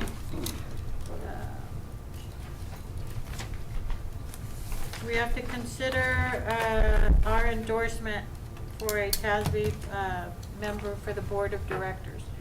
So we do have the Region 20 position. We have Rolanda Schmidt from Kerrville.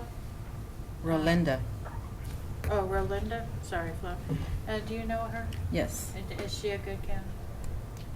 yes. For She sure. did it for a while. Yes, she's, I think she's president-elect, so she's fixing to become president. Okay. And that's one of the reasons Sylvester wanted to go ahead and us stand behind her nomination, because she's from Region 20. Okay. All right. Then we need a motion. I'll move to nominate Rolinda Schmidt for TASB Board of Directors candidate. I second. Okay, that's All fine. right. All those in favor say aye. Aye. Opposed, no. Thank you. All right.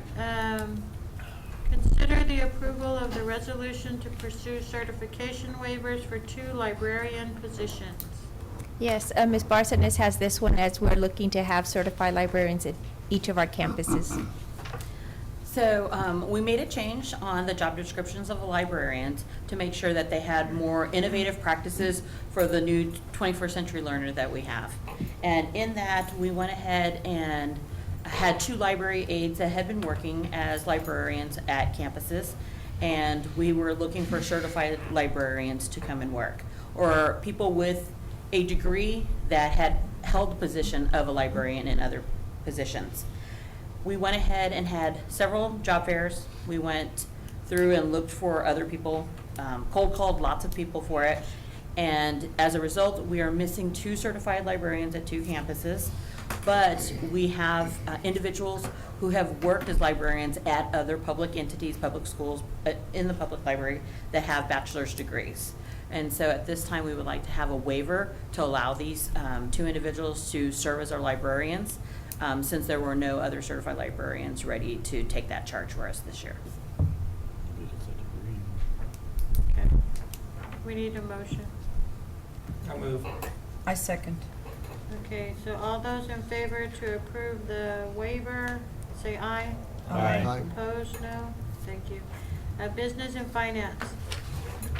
So This this. is a really long agenda. Yes.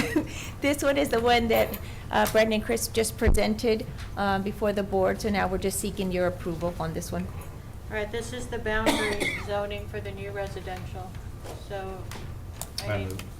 Daniel makes the motion. Second. Okay, James, second. If there's no other questions, all those in favor say aye. Aye. Opposed, no. Thank you. Consider approval of the date for a public hearing to discuss the 2023-2024 proposed budget and 2023 tax rate. Yes, we would like to have this meeting on August the 29th at 5:30. Okay. I move that we approve the August 29th at 5:30 as the date and time for special meeting to adopt the budget, the 2023-24 budget, and approve the amendment, the budget amendment. This was 2 separate items. Yeah, it's 2. Oh, it is? Yes. You're B. Sounds like it's just one, okay. So the first one is for the special meeting to adopt the Just for the budget, date. right? Yeah, just for Okay. For the date. public hearing. And the tax rate. I'll second. Okay, we have a first and a second to consider approval of the date for a public hearing to discuss the 2023-24 proposed budget and the 23 tax rate for Thursday at, what time did you say? 5:30. 5:30, Mhm. okay. All those in favor, say aye. Aye. Opposed, no? All right. And everybody can be at the meeting. I know James is out of town, but we will have a quorum, right? Okay. Consider approval of the date to finalize the 22-23 final budget amendment and adopt the 23-24 budget and tax rate. Also at the same meeting of August the 29th at 5:30. Okay. I move that we adopt the 2023-24 district budget and approve the final budget amendment. Oh, it's confusing. Am I saying it wrong? No, No, you're you're saying you're it saying it right. right, but it's at 6 o'clock. I said the wrong At time. 6 p.m., At 6. yes. Mhm. All right. A second. Okay. Daniel seconds. Flo makes the motion. All those in favor say aye. Aye. Opposed, no. Thank you. Consider approval of amendment to the 23-24 compensation plan. Yes, we have some new compensations that we'd like to discuss. And then also in this, what's presented to the board, I'd like to make a request for a change. One of the things that we have is a shortage still in teachers. And one of the concentration areas is in special education.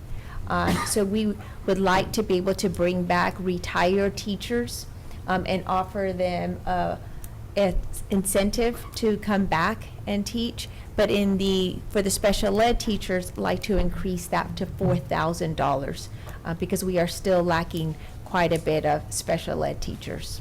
How many are we? 14. 14. And we're going to give the board a breakdown of all the campuses. And they will sign a contract for the year, or how is it going to work? Yes, they would sign a contract for the year. Okay. Is that the only thing? No, there's a few more. Guys, you want to kind of go over the few of the others? All right. In your package, you have a listing of the items that we're looking to increase. We have a couple of clerk positions that were recommended by the payroll review committee. We have the clerk from the CTE and the clerk, the ELL district clerk. They'll be going from pay grade 4 to pay grade 5. And then we also have a additional stipend that we'd like to add. It's a pre-K curriculum writing stipend. We already have the curriculum writing stipends for other curriculum areas, and we just wanted to add the pre-K curriculum stipend for $1,600 as well. Right there. The amount's at the last one on that list you were talking about, Dr. Ball? Yes, Okay. So instead of that, we're going with 4,000 for special ed though. for special For ed? special ed. Though that amount would still apply for anybody that's not special ed and wants to come back, but because of our need in special ed, and we're also having an audit in special ed in October, we want to make sure we're prepared. Okay, so 2,500 for non-special ed retirees that are going to come back? Yes, ma'am. Okay, and then is this included in that big red number for the budget, the 12?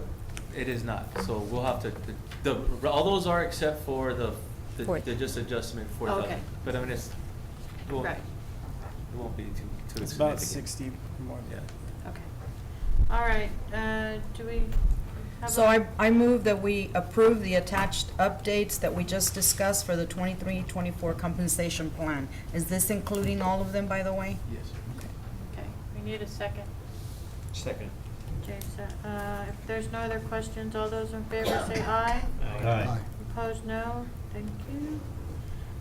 Consider approval of wage scale for Southwest ISD construction projects. Yes, and Thomas has this item also. Yes, ma'am. We are required to, every 3 years, update our construction wage scale. We normally go out to the surrounding districts, 4 districts around us, and check what they're doing, average them. What we found in this time of going out, 3 of the 4 have adopted over the past year or two the Davis-Bacon wage scale that is kind of a standard that everybody uses kind of nationwide. So our recommendation is to adopt the Davis-Bacon 2023 as that construction wage scale.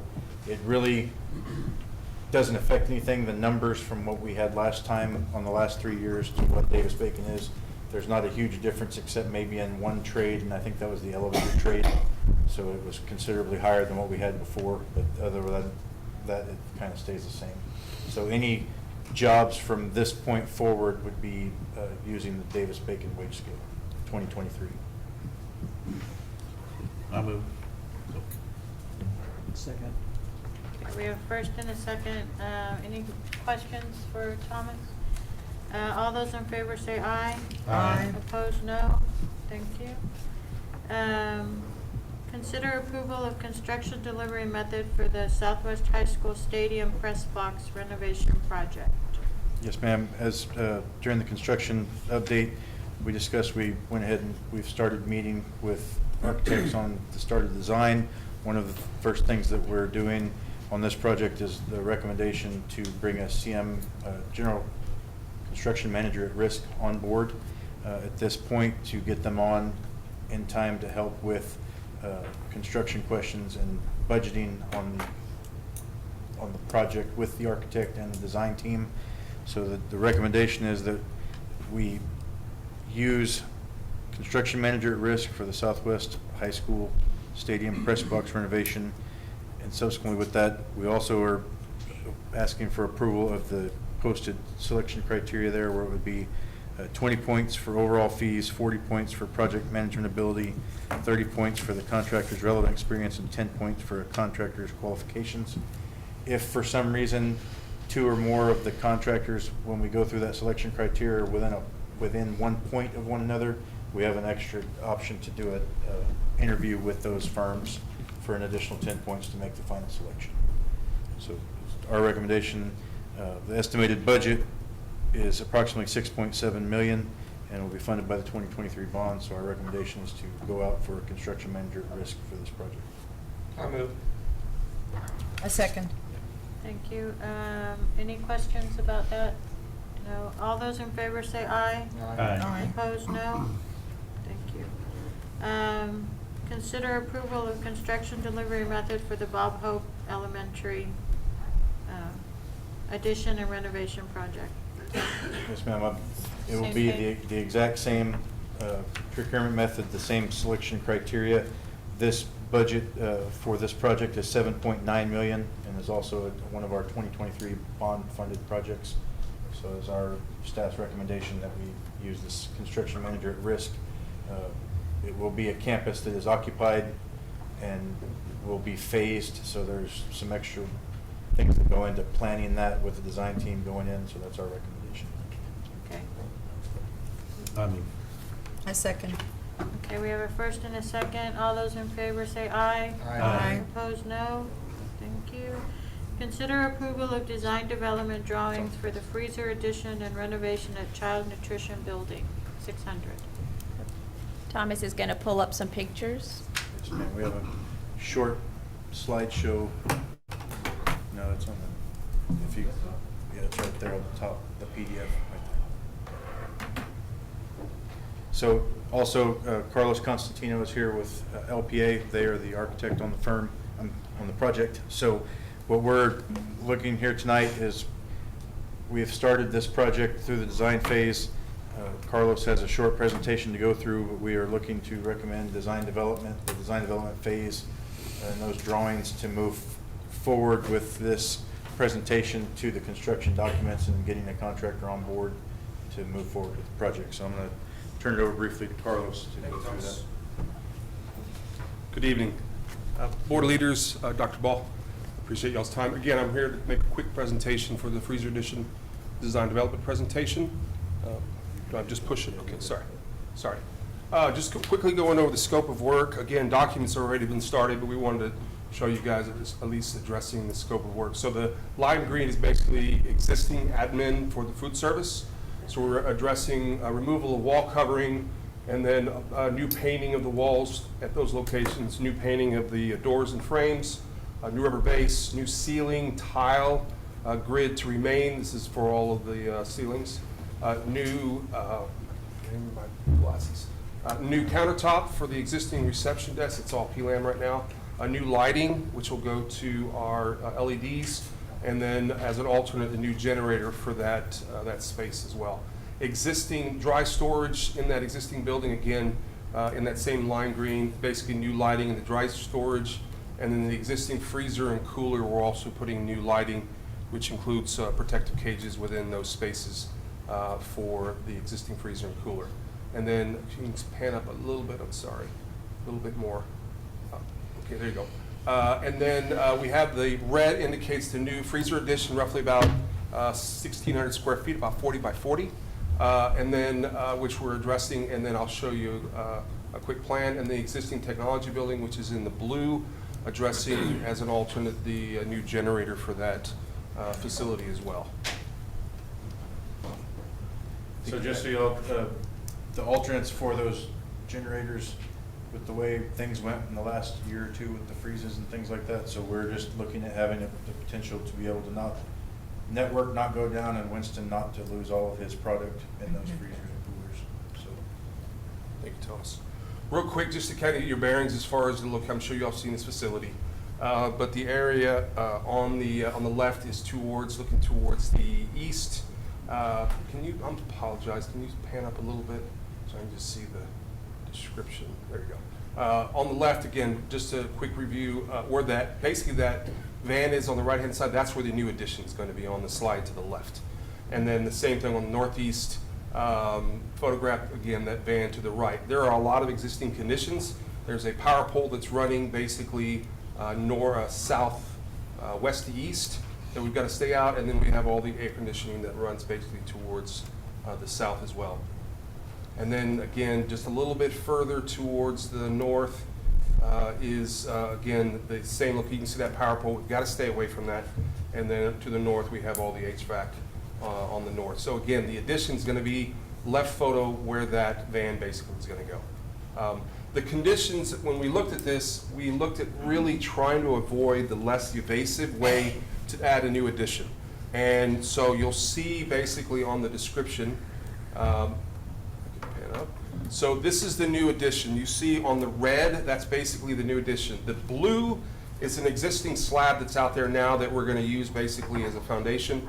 But not to get into the weeds of this, there's basically concern about how we're attaching the new addition to the existing building. And there's concerns about doing that in a gabled roof going perpendicular, okay? So what we came up with is, okay, let's not touch that roof. It'd be just a nightmare as far as having to address the existing facilities. Let's create a smaller, lower roof that we're penetrating through the wall and address the wall conditions.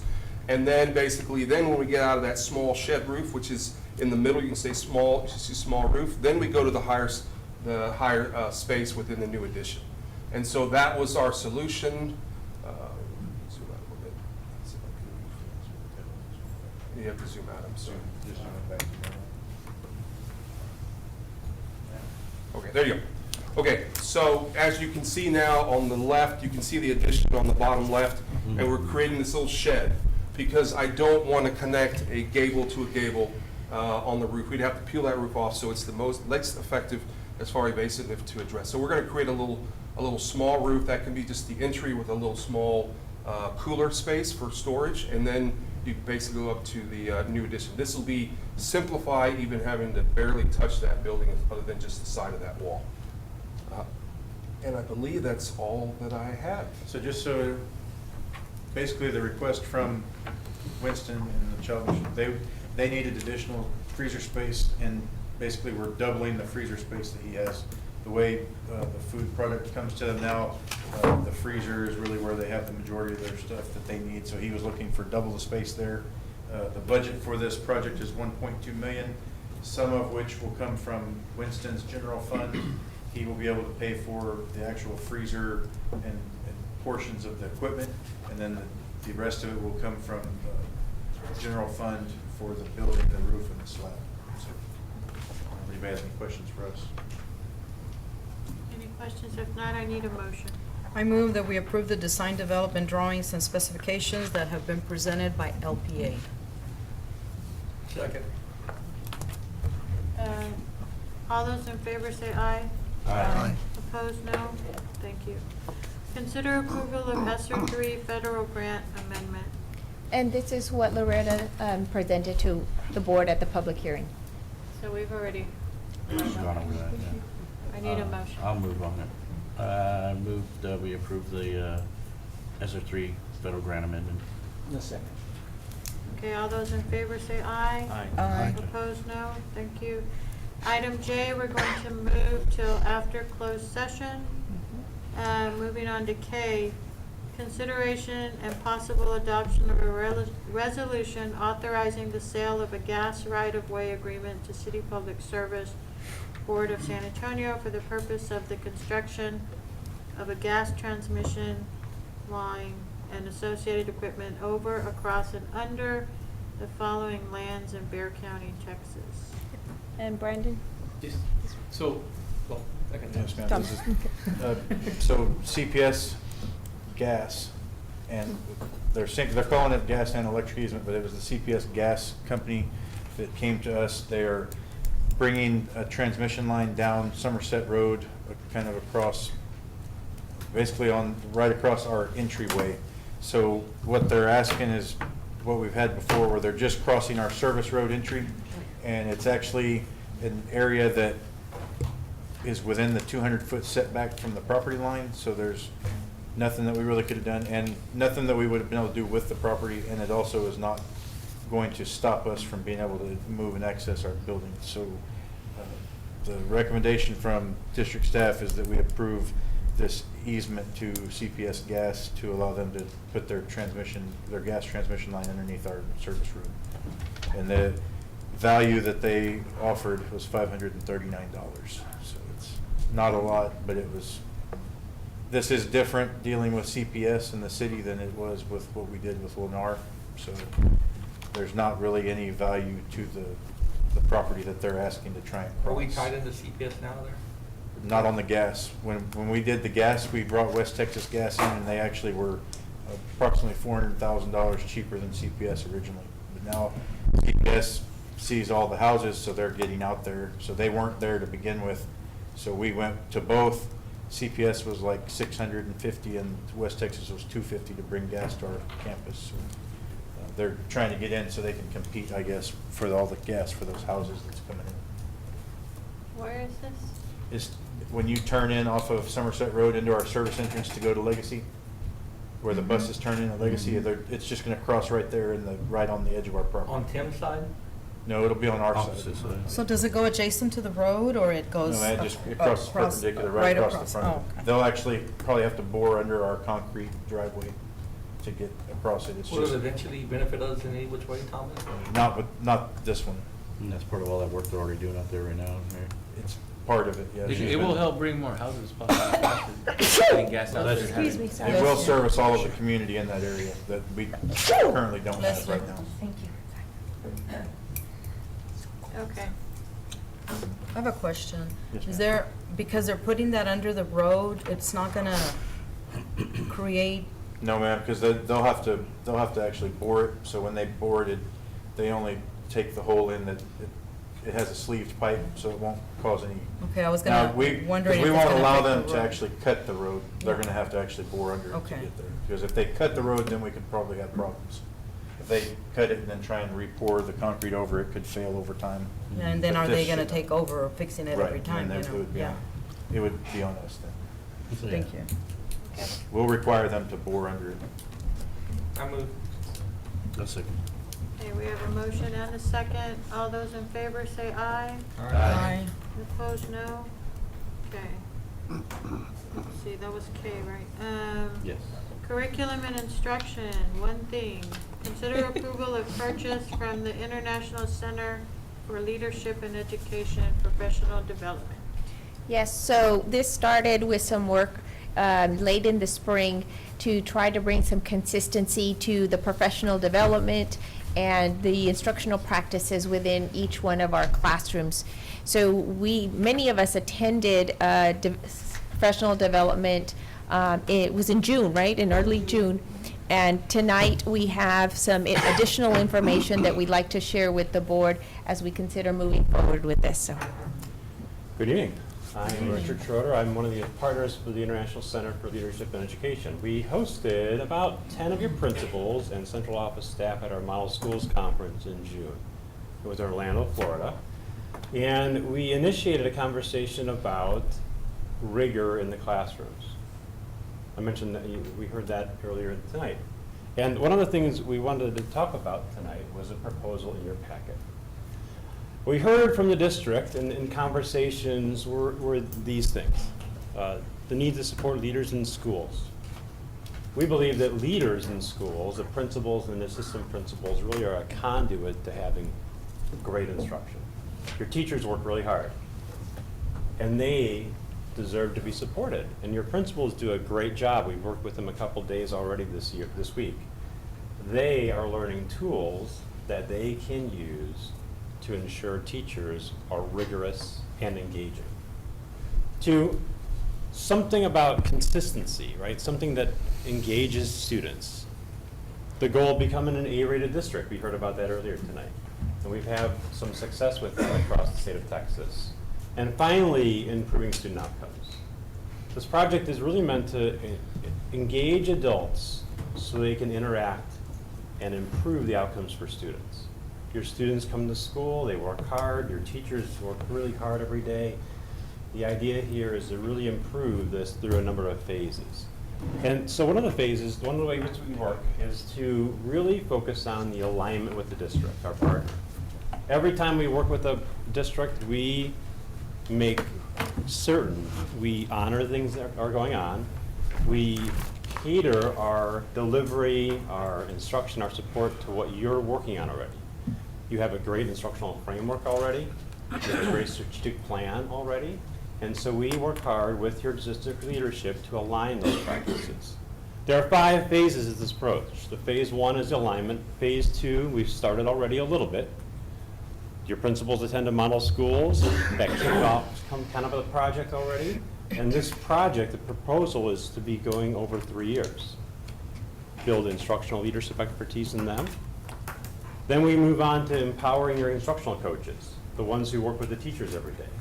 Make sure they're on board and they align with consistent practices. So we can make sure that rigorous and relevant and engaging instruction is happening across the district.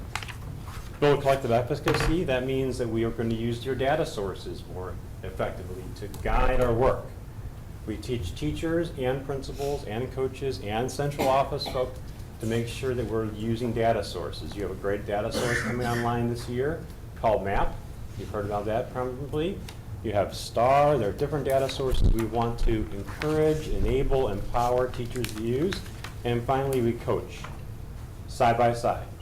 We teach and we make sure we're principals side by side in schools. And we have a nice set process for doing that. This is our district strategic plan, which we love. One of the things we impart on everything we do is what's called the 5 Essentials Framework. If you see this is about how to improve schools. If I asked any of you, what do you think would be a great school, a perfect school in your mind's eye, you would probably talk about these 5 things. Collaboration, involve families. And these 5 things are kind of the heart of what we do. They align with the Texas School Improvement Framework. They allow us to really focus and encourage and have synergy with what you're trying to do in the district. We also have one more framework we use. This is called our 13 leadership practices. These are aligned with your principal evaluation domains and also teacher and what teachers are supposed to do. And we use this to have foundational learning with your principals and instructional coaches and also personalize. They get a survey so they can identify maybe areas that they need help with. They need support. So while some principals are ready to do things in terms of instructional leadership, you'll see like Action 7 or Action 9, some principals I talked with today are really focused on designing opportunities for professional growth or establishing a shared vision for their school. That's Action 2 because they're new. And so this whole project is really meant to level set and also personalize support for leaders, coaches, and teachers within the district, with the ultimate goal of having really rigorous instruction across the board. These are the phase 1, phase 2, phase 3, phase 4 overviews.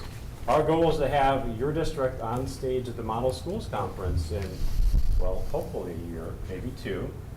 This whole idea is to have model schools written all over the schools in this district.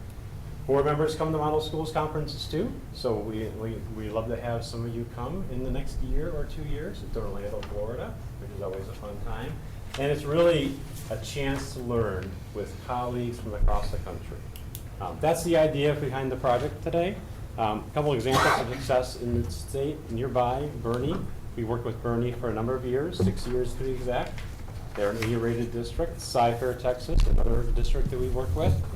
Kerrville, Eagle Pass, Eagle Mountain, Saginaw. I can go down the list on and on. But this is a really personalized project for Southwest ISD. And so we seek your approval for this, and I'm here to answer any questions you may have about the project in your packet. Do you all come to us, or do we have to send our No, it's staff? up to you. or- Everything is here. Everything is here. The Model Schools Conference obviously is in Orlando, Florida. And people travel there. You have about 15 people go last year. But everything we do is on site, either in a collective environment where we're all together, or at the school sites where we coach principals and walk through classrooms in their environment. So we can answer questions, provide support, and have instructional coaches and teachers really see them as experts. Everything we do is through the leaders in the schools. So we have met already, I would say like more than 10 times. Either Where way. Dr. Schroeder has visited, we have customized this 3-year plan that we would like for the board to approve. And so we are excited today, we did launch a pre-plan for this plan that's coming for the next 3 years. And so our principals are really hungry to learn. And today we're focusing just on rigor. How do we do, how do we just calibrate and be consistent when it comes to rigor instruction in the classrooms, or from the leadership and then down to the classroom teachers. And it might have already been mentioned, but also this involves the instructional coaches, the literacy coaches. We already, Yes. yep. So this year, really focused on principals. About halfway through the year, toward the end of the year, we'll start integrating instructional coaches. And then as we get into summertime and next school year, we'll move on to things like use of data, when you have math results coming all year, and how to use those things to align to instructional strategies, and also the programs you have purchased over the years. Make sure they're used most effectively. The state assessment has changed a lot over the last year, so the idea behind this, around all of our work across the country over the last 30 years, has been to enable, empower, support leaders and teachers and coaches to have the highest levels of rigor and engagement and relationships in the classrooms. And that has proven to be quite effective over the course of time. Can you explain a little bit about how you take a look at our strategic plan and making sure it works with your model? And Yes. that way, So- our folks will understand what we're getting into. There are 3 ways we do that. I look at your plan online, we talk with district leadership to make sure things we do are aligned with what your outcomes are supposed to be. 2, we take any frameworks you already have within the district, like the instructional framework you worked on with the TEA, and anything you're already doing, like map assessments or coaching framework you already used, and we crosswalk what you do with what we do. That's the personalization part of it. So no 2 districts we work with are really the same. We spend a lot of time meeting, maybe 10 times, I don't know, to make sure that the project is mutually beneficial. It's one that we know is customized to you. And at any point, it can be revised if necessary. So something might happen in the next 6 months where we learn that the state has done something. The alternate testing formula, for example, coming down, and we can work on that with you to make sure that we can support that work. So your strategic plan, your goals, really align well with what we're trying to do. Anything about learning, anything about teaching efficacy, anything about supporting leaders, anything about retaining teachers and engaging them, those are all things that align with us. Thanks for that question. Any other questions? And if not, I need a motion. I move. Second. Okay, so we have a motion and a second. All those in favor say aye. Aye. Opposed, no? Thank you. Thank you. Okay. My glasses. First of all, thank you guys for sticking with us. It's a lot on this agenda, a lot of stuff. Dr. Ball, do you have anything you'd like to Yes. say before we go in? Yes. I'd really like to thank the staff because there's so much that goes into preparing for a new school year to start. So like to thank all the staff, and I'm not going to name them because then I would forget, but I want people to know that we recognize that. I think we had one of the very best new teacher academies. The energy was high and there was so much planning that goes into that, so I would like to thank the staff that worked on that. In order to get to that point, HR worked very long hours and on weekends to hire the staff, so I'd like to thank all of HR and the staff that does that. Today, we had an excellent district PD, so much work goes into that, so I'd like to thank the staff. And then there's some groups of individuals that really worked all summer long. Like to thank our custodians, our maintenance crews, the grounds crew, everybody that prepares for opening of the school year. We're ready and excited, but it wouldn't be done without the hard work that the staff puts in. So just really wanted to publicly thank everybody, from nurses to, I got to see PE staff today. Everybody's just worked incredibly hard, so just want to thank all the staff. And then to Monday, we had a very special event because I've heard the staff talk about the well-being of our students. So we opened up the Southwest Cares Center, and that is to help our students and our families and our community address the emotional and social emotional needs. And another just amazing thing that our district does. So I handed out some flyers. Please feel free to give these out to anybody in the community because we're ready to accept anybody that needs help. So very excited about that. And our philosophy has always been about good customer service and treating our people well. And there's a group of individuals that on Monday is probably going to start their day like at 5 o'clock in the morning, and that's our bus drivers. So we're going back to a tradition that the district has always had. So want to invite any board member that wants to meet us out there at, I believe it's at 5 or 5:30, Brandon, remind me? 5:30, they Yep, start 5:30. getting, they leave out 5:45, so we're gonna be there at 5:30. So we're gonna wake up early, make the donuts, make the tacos for them, and be ready there to greet them as they're the first phases that our kids see, and we want to make sure that they're ready. So anybody that wants to be out there with us, we'll be there. Thank you. Alrighty. Thank you, Dr. Ball. So as permitted by sections 551.001-551.146 of the Texas Government Code, we will go into closed session at 7:54. We're going to call the meeting back to order at 9 p.m.